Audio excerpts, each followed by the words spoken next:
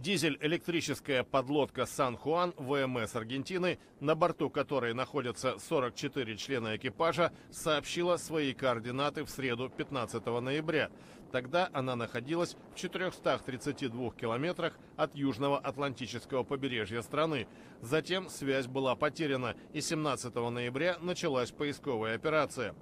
Командование полагает, что на лодке могло выйти из строя электрооборудование. Действия кораблей и самолетов, ведущих поиск, затрудняют сильные ветры и 6-метровые волны.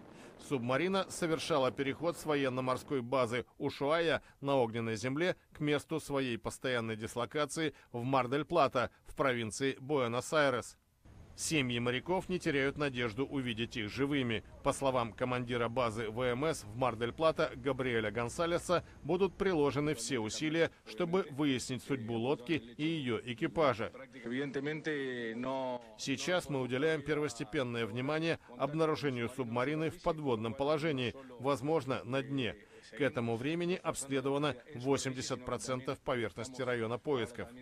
Сектор прочесывает авиация, исследовательский самолет НАСА с базой в Ушуае и транспортная машина Си-130 ВВС Аргентины.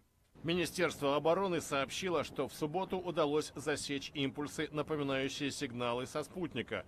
Возможно, лодка пытается дать о себе знать.